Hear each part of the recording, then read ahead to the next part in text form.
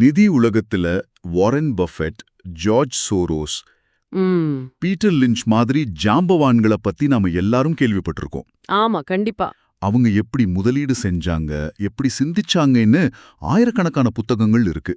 ஆனா இவங்க எல்லாரையும் விட பல மடங்கு அதிகமா சம்பாதிச்ச ஒருத்தர் இருக்கார். ஆனா அவர் பேர் நம்மள பலருக்கு தெரிஞ்சிருக்க வாய்ப்பே இல்ல. சுவாரஸ்யமான விஷயம் என்னன்னா, அவர் ஒரு முதலீட்டாளரே கிடையாது. அவர் ஒரு கணித மேதை. அவர் பேர் ஜிம் சைமன்ஸ். ஆமா, இதுதான் இங்க இருக்கிற சுவாரஸ்யமான புதிர். ஒரு ஃபைனான்ஸ் பின்னணியே இல்லாத, கணக்கு மட்டும் தெரிஞ்ச ஒருத்தரால எப்படி உலகின் நம்பர் 1 வருமானத்தை ஈட்ட முடிஞ்சது? அதான் புரியல. இது வெறும் பணத்தை பத்தின கதை இல்ல. இது மனித உள்ளுணர்வுக்கும் இயந்திரத்தோட தர்க்கத்துக்கும் நடுவுல நடக்கிற ஒரு பெரிய யுத்தத்தை பத்தின கதை. சந்தை இப்படிதான் போகும்னு நாம சொல்ற கதைக்கும் ஐப்பு இருக்குன்னு அறிவியல் சொல்றதுக்கும் உள்ள வித்தியாசத்தை தான் நாம இன்னைக்கு ஆழமா பார்க்க போறோம். சரி, அப்போ இந்த ஜிம் சைமன்ஸ் யாருன்னு முதல்ல ஆரம்பிக்கலாம். அவர் ஒரு வழக்கமான வால் ஸ்ட்ரீட் ஆள் இல்லைன்னு சொன்னீங்க. அப்போ அவரோட பின்னணி என்ன? அதோட ஆரம்பமே ரொம்ப வித்தியாசமானது. ஜிம் சைமன்ஸ் ஒரு டாக்டர் பட்டம் பெற்ற கணிதவியலாளர். ஓகே. MIT, ஹார்வர்ட் மாதிரி பெரிய இடங்கள்ல பேராசிரியரா இருந்தவர்.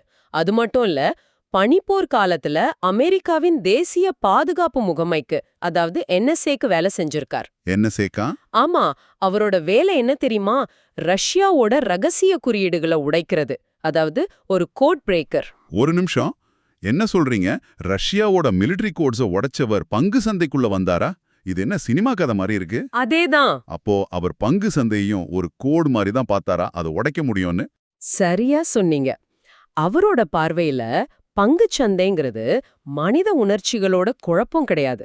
அது கோடிக்கணக்கான டேட்டா பாயிண்ட்ஸை உருவாக்குற ஒரு சிக்கலான அமைப்பு.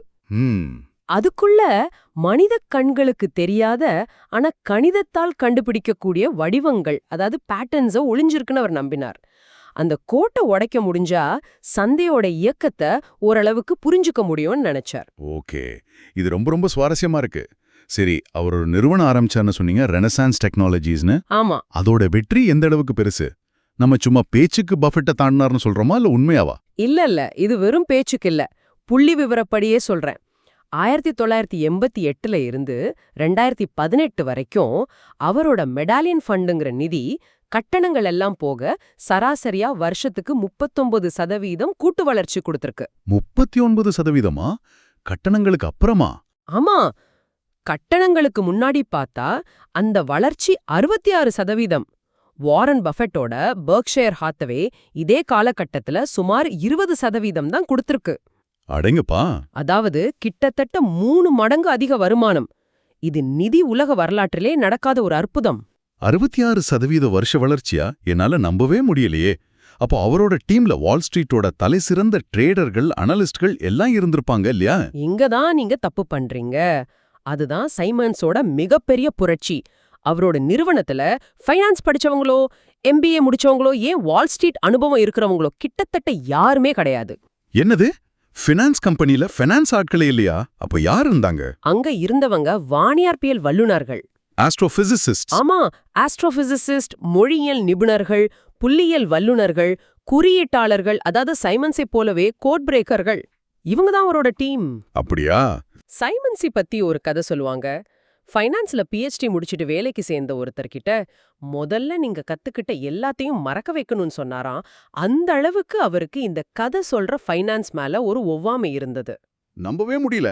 ஒரு ஸ்டார் ஆராய்ச்சி பண்ற வானியற்பியல் நிபுணர் எப்படி ஒரு ஸ்டாக் ஆராய்ச்சி பண்ணுவார்? இதுக்கு பின்னாடி இருக்கிற தத்துவம் என்ன? அவரோட உத்தி தான் என்ன? அதோட மையப்புள்ளி ரொம்ப எளிமையானது.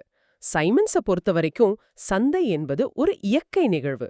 ஒரு புயல் மாதிரி, ஒரு பூகம்பம் மாதிரி. ஓகே. நாம எப்படி ஒரு புயல் எப்ப வரும்னு கணிக்க முடியாதோ, ஆனா காத்தோட அழுத்தம், வேகம், ஈரப்பதம் மாதிரியான சிக்னல்ஸை வச்சு அது உருவாகுதா இல்லையான்னு சொல்ல முடியுமோ, அதே மாதிரிதான் சந்தையும். நாங்கள் சந்தையை கணிப்பதில்லை, என்ன செய்ய வேண்டும் என்பதை சமிக்கைகள் எங்களுக்கு சொல்லும். நாங்கள் கணிப்பதில்லை, சமிக்கைகள் சொல்லும். இது கேட்க நல்லா இருக்கு. ஆனா ஒரு நிமிஷம், சிக்னல் தேடுறதும் கூட ஒரு வகையான கணிப்பு தானே? இந்த பேட்டர்ன் வந்தா விலை ஏறும்னு நாம் எதிர்பார்க்கிறோம். அப்போ இது ரெண்டுக்கும் உள்ள உண்மையான வித்தியாசம் என்ன? மிக சரியான கேள்வி.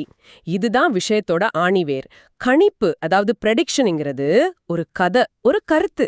அதுல மனித உணர்ச்சிகளும் ஒரு தலபட்சமான பார்வையும் பயசும் கலந்திருக்கும். உதாரணத்துக்கு பொருளாதாரம் நல்லா இருக்கு, அதனால சந்தை மேல போகும்னு சொல்றது ஒரு கணிப்பு. இது ஒரு கதை. ஆனா சமிக்கை, அதாவது சிக்னலிங்கிறது அப்படி இல்ல. அது ஒரு அறிவியல் பூர்வமான புள்ளி விவர ஆதாரம். எப்படி? கடந்த 1000 தடவை இந்த மாதிரி ஒரு பேட்டர்ன் உருவாகும் போது அடுத்த 10 நிமிஷத்துல விலை 570 தடவை மேல போயிருக்கு, 430 தடவை கீழே போயிருக்குன்னு சொல்றதுதான் சமிக்ஞை. ஓ, புரியுது. கணிப்புங்கிறது உறுதியா சொல்ற மாதிரி மேல போகும்னு. ஆனா சிக்னலுங்கிறது மேல போறதுக்கான வாய்ப்பு கொஞ்சம் அதிகமா இருக்குன்னு நிகழ்தகவு, அதாவது ப்ராபபிலிட்டி பத்தி பேசுது. அப்படிதானே? எக்ஸாக்ட்லி. சைமன்ஸ் 100% வெற்றியை தேடல. அவருக்கு தேவை ஒரு சின்ன புள்ளி விவர சாதகம், ஒரு ஸ்டாட்டிஸ்டிக்கல் எட்ஜ். 51% ஜெயிக்க வாய்ப்பு இருந்தா கூட போதும். அவ்வளோதானா? ஆமா. ஏன்னா அந்த 51% வாய்ப்பை வச்சு ஒரு நாளைக்கு 10,000 தடவை வர்த்தகம் செய்யும்போது கடைசியில அது ஒரு பெரிய லாபமா மாறும். இதை செயல்படுத்துறதுக்கு அவர் 3 முக்கியமான விதிகளை உருவாக்குனாரு. முதல் விதி, ஒருபோதும் கணிக்காதே. No prediction. ஏன் கணிக்கக்கூடாது? நம்ம மூளை அதுக்கு தானே வேலை செய்யுது. ஏன்னா நீங்க சந்தை மேலே போகும்னு கணிச்சிட்டீங்கன்னா உங்க மூளை அந்த முடிவுக்கு அடிமை ஆகிடும். அதுக்கப்புறம் சந்தை கீழே போறதுக்கான அத்தனை ஆதாரங்களையும் அது தானா நிராகரிக்கும். கான்ஃபர்மேஷன் பயாஸ் சொல்றீங்க. கரெக்ட். இந்த ஒரு தலைப்பட்சமான பார்வை கடைசியில நஷ்டத்துல தான் முடியும்னு சைமன்ஸ் உறுதியா நம்பினார். சரி, கணிக்க கூடாது. அப்போ 2வது விதி, சமிக்கைகளை மட்டும் நம்புவதா? இந்த சிக்னல்கள்னா என்ன? அது எப்படி இருக்கும்? மனுஷங்க பார்க்க முடியாத அளவுக்கு அது நுட்பமானதா? நிச்சயமா. அவங்க தேடின சிக்னல்களை மனித கண்களால கண்டுபிடிக்கவே முடியாது. உதாரணத்துக்கு ஆர்டர் ஃப்ளோ மைக்ரோ பேட்டர்ன் எடுத்துக்கலாம். அது என்ன? ஒரு பெரிய திமிங்கலம் நீந்தும் போது தண்ணியில சின்ன சின்ன அலைகள் உருவாகும் இல்லையா? அத வச்சு அந்த பக்கம் ஒரு பெரிய மீன் போகுதுன்னு கண்டுபிடிக்கலாம். ஓகே, வாங்க. அத சாதாரண மனிதர்கள் பார்க்க முடியாது. ஆனா அவங்களோட சிஸ்டம் அத பிடிச்சிடும். அதுதான் ஒரு சிக்னல். அடேங்கப்பா. அப்போ விலையின் தற்சார்பு, அதாவது பிரைஸ் ஆட்டோ கோரிலேஷன் மாதிரியான விஷயங்களையும் பார்க்கறாங்களா?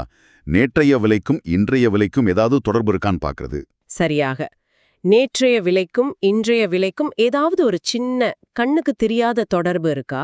ஒரு குறிப்பிட்ட பங்கோட விலை ஏறுனா இன்னொரு சம்பந்தமே இல்லாத பங்கோட விலையில ஒரு சின்ன தாக்கம் ஏற்படுதா? இந்த மாதிரி லட்சக்கணக்கான தொடர்புகளை அவங்களோட கணினிகள் 24/7 தேடிக்கிட்டே இருக்கும். இதுல ஏதாவது ஒரு பேட்டர்ன் திரும்ப திரும்ப நடந்தா அத ஒரு சிக்னல்னு எடுத்துக்கும். ஓகே, கணிக்க கூடாது, சிக்னல்களை மட்டும் கவனிக்கணும்னு புரியுது. ஆனா அதை வச்சு என்ன செய்யணும்? வாங்கணுமா, விற்கணுமா? அந்த முடிவை எப்படி எடுக்கிறது? ஏன்னா கடைசியில டைரக்ஷன், அதாவது திசை முக்கியம் இல்லையா? இங்கதான் அவரோட 3வது மிக முக்கியமான விதி வருது. திசை என்பது உள்ளீடல்ல, அது ஒரு வெளியீடு. Direction is the output, not the input. இது கொஞ்சம் குழப்பமா இருக்கே, விளக்க முடியுமா? சாதாரணமா ட்ரேடர்கள் என்ன செய்வாங்க? சந்தை மேல போகும்னு யூகிப்பாங்க. இந்த யூகம்தான் அவங்களோட உள்ளீடு, அதாவது இன்புட். இத வச்சு வாங்குவாங்க. ஆமா. ஆனா சைமன்ஸோட முறையில நீங்க திசையை யூகிக்கவே கூடாது. நீங்க ஆயிரக்கணக்கான சிக்னல்களை மட்டும் சேகரிக்கணும். சில சிக்னல்கள் வாங்கன்னு சொல்லும், சிலது விற்கன்னு சொல்லும். சரி. இந்த எல்லா சிக்னல்களையும் ஒன்னா சேர்த்து பார்க்கும்போது ஒட்டுமொத்தமா அது எந்த பக்கம் சாயுதோ அதுதான் திசை. அந்த திசை என்பது ஒரு வெளியீடு, ஒரு அவுட்புட். சிஸ்டம் சொல்ற அந்த வெளியீட்டை நீங்க கேள்வியே கேட்காம பின்பற்றணும், அவ்வளவுதான். அப்போ சுருக்கமா சொல்லணும்னா, நான் ஒரு கேப்டன் மாதிரி கப்பலை ஓட்டக்கூடாது. நான் ஒரு பயணி மாதிரி சிஸ்டம்ங்கிற கப்பல் எங்க போகுதோ அங்க பேசாம போகணும். அப்படிதானே? Perfect analogy. நீங்க திசையை தீர்மானிக்க கூடாது, சிக்னல்கள் தீர்மானிக்கும். நீங்க அதை பின்பற்ற மட்டும்தான் செய்யணும். அதனாலதான் அவர் சொன்னார், கணிப்பு என்பது மனிதத்தன்மை வாய்ந்தது, சமிக்ஞைகள் அறிவியல் பூர்வமானவை. Predictions are human, signals are science. ஆமா. அப்போ சைமன்ஸோட மொத்த தத்துவமே நம்ம மனித மூளை, நம்ம உள்ளுணர்வு, நம்ம கட் ஃபீலிங், இதெல்லாம் சந்தேகில ஒரு பலவீனம், அது ஒரு தடையா இருக்குன்னு சொல்றதுதான். சந்தேகமே இல்லாம அவரோட ஒரு பிரபலமான மேற்கோள் இருக்கு. மனித உள்ளுணர்வு தோற்கும், சிறிய புள்ளியல் சமிக்ஞைகளே வெல்லும். ஏன்னா மனித மூளையால சந்தையோட போக்க, ட்ரெண்ட, அதோட உச்சத்தை அல்லது வீழ்ச்சிய, அதாவது டாப் பாட்டம், பணப்புழக்க மாற்றங்களை, இதையெல்லாம் கணிக்கவே முடியாது. நாம எதையாவது கணிக்க முயற்சி செஞ்சா அதுல நம்ம ஆசை, பயம், பேராசை எல்லாம் கலந்துடும். இது நிறைய தமிழ் ட்ரேடர்கள் கிட்ட நான் பார்க்குற ஒரு விஷயம். ஒரு ப்ரிடிக்ஷன் கல்ச்சர், அதாவது கணிப்பு கலாச்சாரத்திலேயே மூழ்கி இருக்காங்க. நாளைக்கு நிஃப்டி கேப் அப் ஆகுமா, இந்த லெவலை உடைச்சா மார்க்கெட் ராக்கெட் மாதிரி போகும்னு ஒரு கதையை நம்பி ட்ரேட் பண்றாங்க. கரெக்ட். ஆனா சைமன்ஸாவ பார்வை இதுக்கு நேர் எதிரா இருக்கு. ஆமா, சைமன்ஸ பொறுத்த வரைக்கும் இது எல்லாமே முட்டாள்தனம், நான்சென்ஸ்.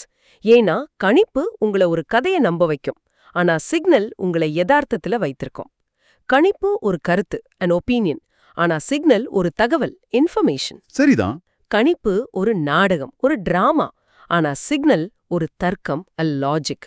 முக்கியமா கணிப்பு ஒரு சூதாட்டம், கேம்பிளிங், ஆனா சிக்னல்களை அடிப்படையா வச்ச வர்த்தகம் ஒரு பொறியியல், இன்ஜினியரிங் மாதிரி. பொறியியல் மாதிரியா? அது எப்படி?